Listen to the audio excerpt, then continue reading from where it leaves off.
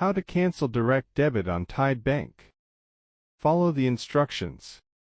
Open the Tide app and log in using your registered mobile number and the security code you've set previously.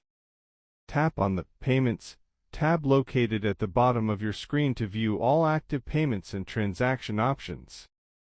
Scroll down to find and select the Direct Debits section where all your current mandates are listed clearly.